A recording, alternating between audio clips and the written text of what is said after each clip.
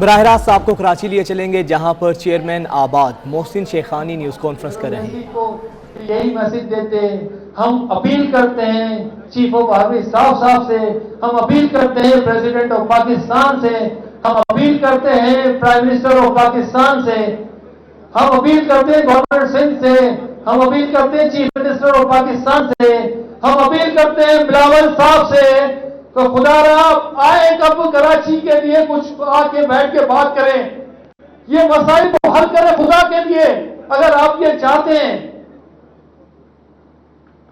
बहुत शुक्रिया आपका, बहुत शुक्रिया।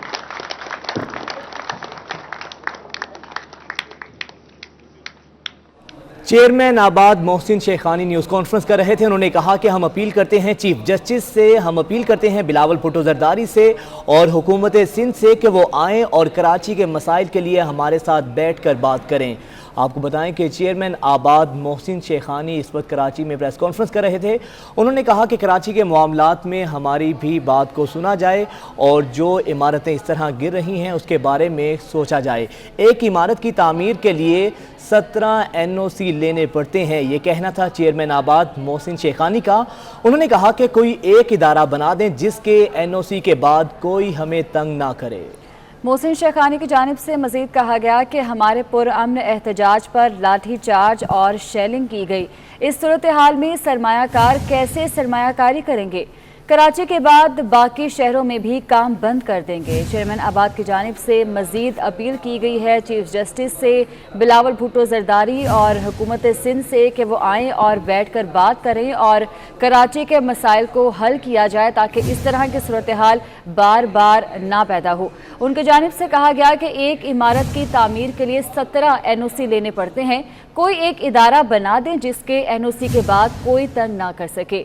मोहसिन शेखानी की जानिब से मजीद कहा गया कि हमारे पुरअमन एहतजाज पर लाठी चार्ज और शेलिंग की गई। इस सूरत हाल में सरमायाकार कैसे सरमायाकारी करेंगे? मोहसिन शेखानी की जानिब से ये कहा गया है। जी हाँ, उन्होंने कहा कि अगर सूरत हाल ऐसी रही तो कराची के बाद बाकी शहरों में भी काम बंद कर देंगे। उन्होंने कहा कि एक इमारत की तामीर के लिए 17 NOCs लेने पड़ते हैं।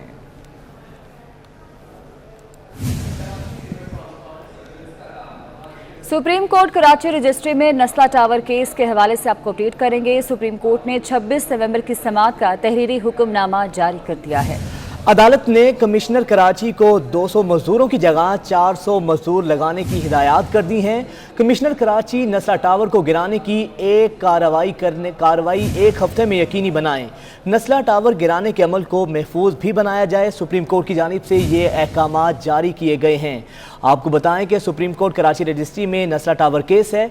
सुप्रीम कोर्ट ने 26 नवंबर की समाअत का तहरीरी हुक्मनामा जारी कर दिया है। कोरोना वायरस की नई किस्म ओमिक्रॉन के सामने आते ही वैक्सीन बनाने वाली आलमी कंपनीज भी मैदान में आ गई। मॉडर्ना और जॉनसन एंड जॉनसन ने नई किस्म के खिलाफ बूस्टर शॉट्स बनाने का ऐलान कर दिया, तो दूसरी तरफ फाइजर और बायोएनटेक ने भी 100 दिन में वैक्सीन का नया वर्जन मार्केट में पेश करने का अज़्म जाहिर किया है। इसी पर बात करेंगे। हमारे साथ मौजूद हैं तिबी माहिर और vice chancellor university of health sciences doctor Javed Akram साहब। सर, बहुत शुक्रिया आपके वक्त का। सर, कहिएगा पाकिस्तान में कितना खतरा है इस नए वेरिएंट के फैलाव का? क्या तैयारी हो सकती है हुकूमत की जानिब से?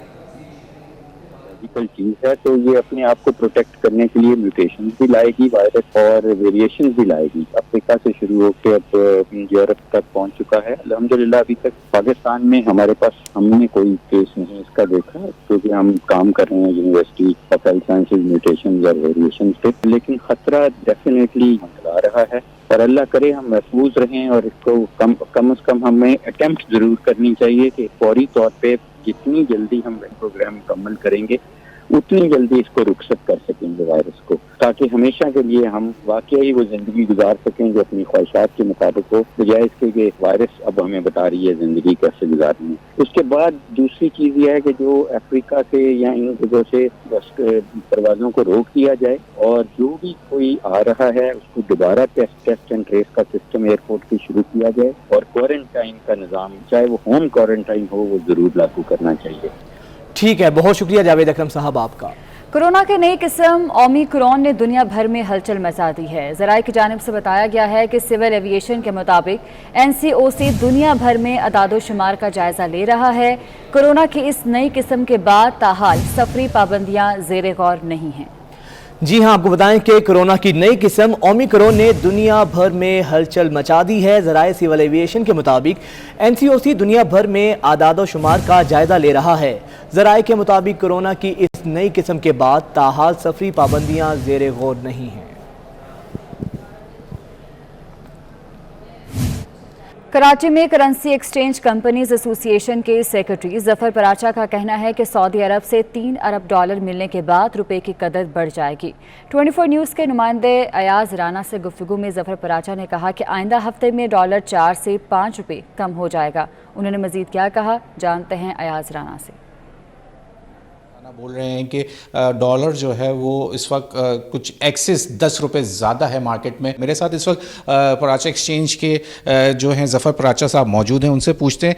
ज़फ़र साहब बताइएगा कि ये अब क्या डॉलर अब मज़ीद नीचे जाएगा या और ऊपर जाएगा? आने वाला हफ्ता अब कैसा दिखता है? देखिए जनाब, आने वाले हफ्ते में मुझे डॉलर नीचे लगता है, क्योंकि जो हमारी सऊदी अरब से जो हमें $3 बिलियन आने हैं वो भी फाइनल हो गए हैं, वो भी इंशाल्लाह मंडे तक आ जाएंगे। वज़ीर ख़जाना साहब ने भी इस बात को फरमाया है कि डॉलर का रेट 10 रुपये ऊपर है, इसको नीचे होना चाहिए। और मैंने भी ये कई दफ़ा कहा है कि इस वक्त जो मौजूदा हमारे फाइनेंशियल फंडामेंटल्स हैं, इंडिकेटर्स हैं, उसके मुताबिक डॉलर 165 रुपये से ऊपर नहीं होना चाहिए। तो एक्चुअल हमारे डॉलर की वैल्यू 150-55 रुपये से ऊपर नहीं होनी चाहिए। जैसे कि ज़फ़र पराचा साहब की भी उम्मीद यही है कि आने वाले वक्तों में जैसे कि सऊदी अरब से जो पैसा आना है उसके बाद लगता यही है कि जो आने वाला हफ्ता है उसके बाद से बतदरीज जो है वो पैसा स्ट्रॉन्ग होता चला जाएगा और डॉलर की कीमतों में कमी वाज़े तौर पर नजर आनी। ठीक है, बहुत शुक्रिया आपका। शहबाज शरीफ ने डॉलर की तारीखी बुलंदी को मुआशी तबाही के तूफान की अलामत करार दे दिया। 1 दिसंबर से मजीद क़यामत खेज महंगाई आने वाली है। डॉलर की परवाज़ महंगाई की जलती आग पर तेल का काम कर रही है। जब वजारत ख़जाना अपने मुशीर ख़जाना के बयान की तरदीद करे, झूठे आदादो शुमार दिए जाएं तो फिर मईशत का ऐसे ही धड़न तख्ता होता है। रिकॉर्ड तिजारती खसारा मुल्की मुआशी तबाही के ख़तरनाक आशारिये हैं। उन्होंने कहा कि मुआशी तबाही जोहरी पाकिस्तान और उसके सलामती के मफादात के लिए जहर कातिल है। खुदारा आंखें खोली जाएं। आपको बताएं कि शहबाज शरीफ ने इस हवाले से कहा है कि 1 दिसंबर से मजीद क़यामत खेज महंगाई आने वाली है।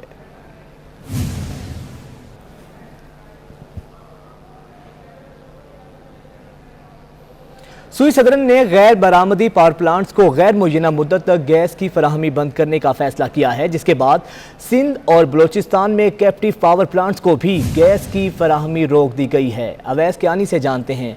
अवैस कियानी, कब तक ये गैस की फराहमी रोकी गई है? कोई टाइम फ्रेम दिया गया? नहीं, गैर मुय्यना मुद्दत के लिए है और जो SSGC की तरफ से ये हदायत जो हैं उनको मौसूल हुई हैं पेट्रोलियम डिवीजन की तरफ से। गैस लोड मैनेजमेंट प्लान के तहत जो है जो डोमेस्टिक घरेलू जो सार्फिन हैं उनको मद्देनजर रखते हुए सिंध और बलूचिस्तान में जो कैप्टिव पावर प्लांट्स हैं उनको गैस की सप्लाई गैर मुय्यना मुद्दत के लिए बंद कर दी गई है। और ये बताया गया है कि जो गैर मुय्यना मुद्दत के लिए जो गैर बरामदी पावर प्लांट्स हैं उनको जो है ये मुनक़ता की गई है। गैस और कैप्टिव पावर प्लांट्स को फरवरी तक मुतबादिल इंतजामात करने की भी हदायत की गई है। ठीक है, बहुत शुक्रिया अवैस कियानी आपका।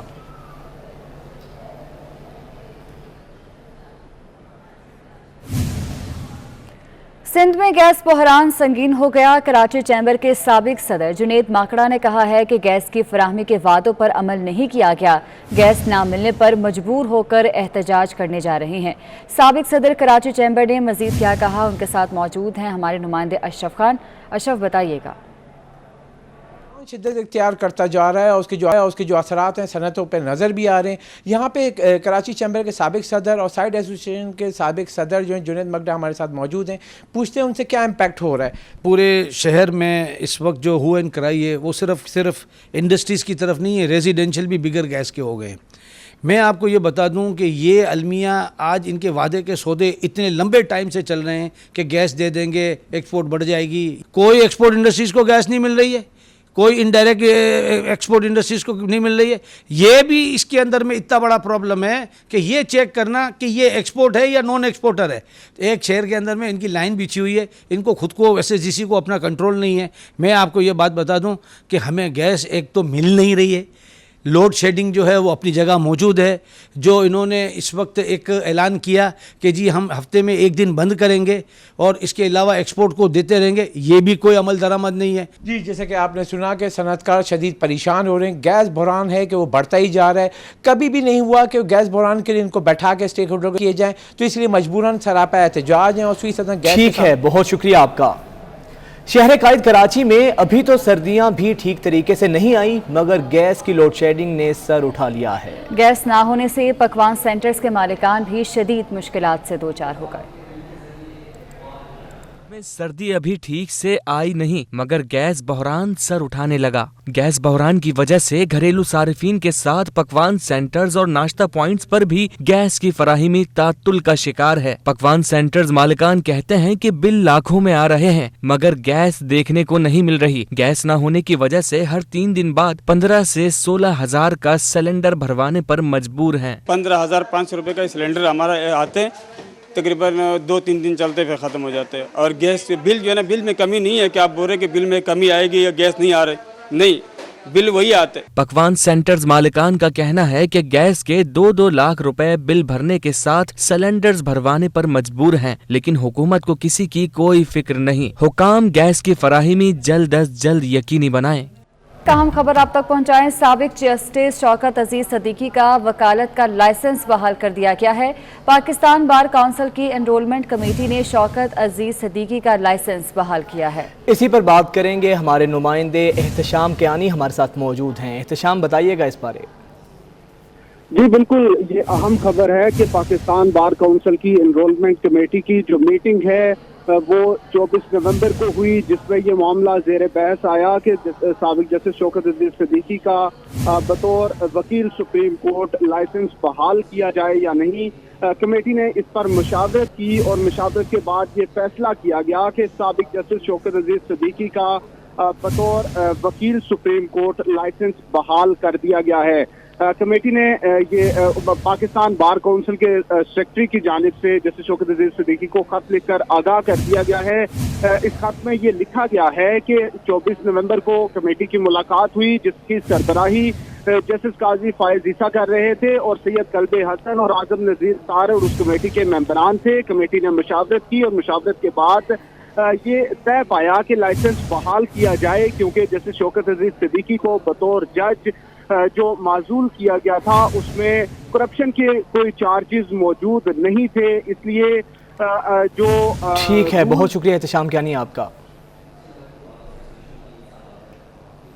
बराह रास्त आपको लिए चलेंगे कराची, जहां पर सूबाई वुज़रा न्यूज़ कॉन्फ्रेंस कर रहे हैं। देखिए जी, यूरिया मेनली बनती है गैस पर,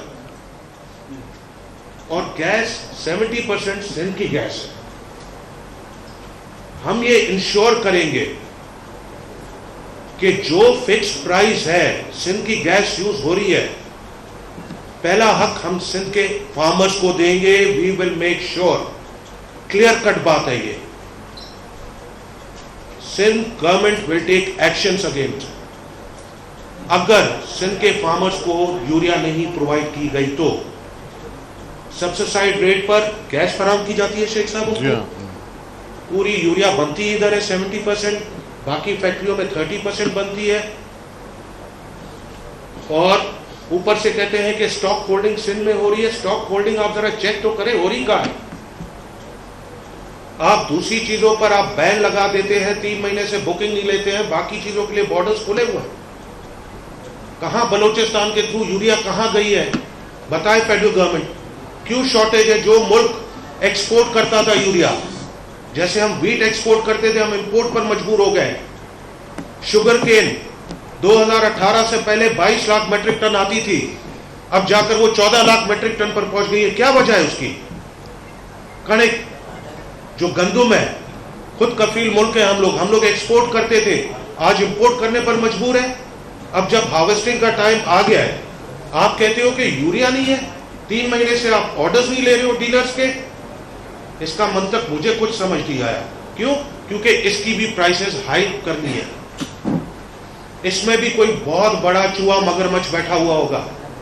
शुगर के बाद फर्टिलाइजर के बाद शुगर के बाद वीट के बाद अब ये फर्टिलाइजर स्कैंडल आएगा आप लोग के सामने, और वो भी चंद दिनों में आएगा, आप देखिएगा। और फिर पता चलेगा कि एक और कमीशन बन रहा है शुगर की तरह, वो भी कमीशन चुप करके बैठ जाएगा।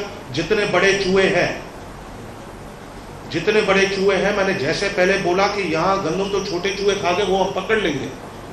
ये जो मगरमच्छ चूहे हैं, इनको कौन पकड़ेगा? और ये मैं एक बात और क्लियर कर रहा हूं, सिंध की सब्सिडाइज्ड गैस पर यूरिया बन रहा है, सबसे पहले सिंध के फार्मर का हक होगा।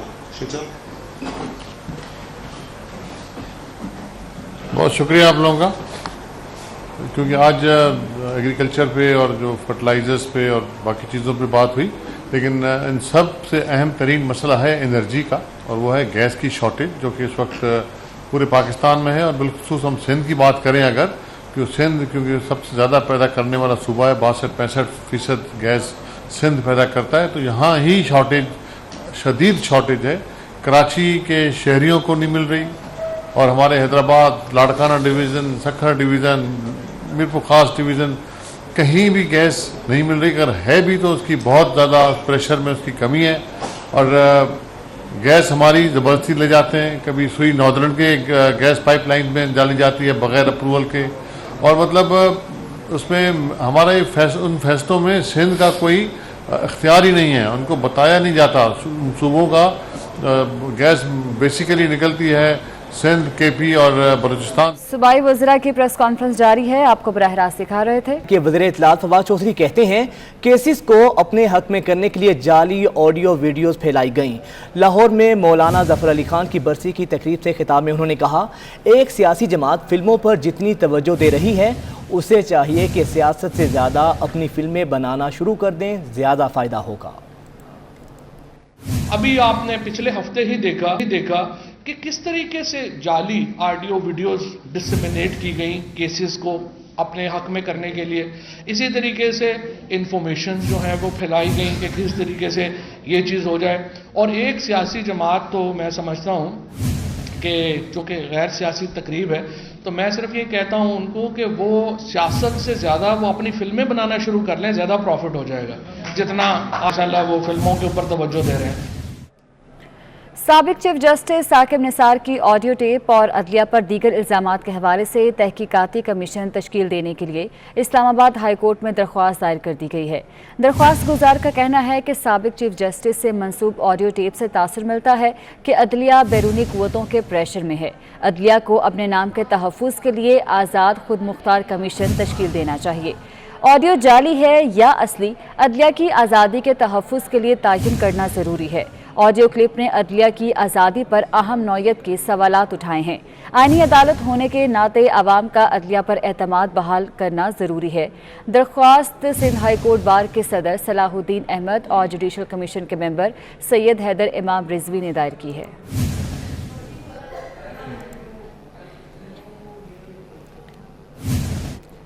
नैब कब किसी की जायदाद जब्त कर सकता है, इस्लामाबाद हाई कोर्ट ने असूल तय कर दिए हैं। नैब सिर्फ वही जायदाद जब्त कर सकता है जिसका ज़ेरे तफ्तीश केस से ताल्लुक हो।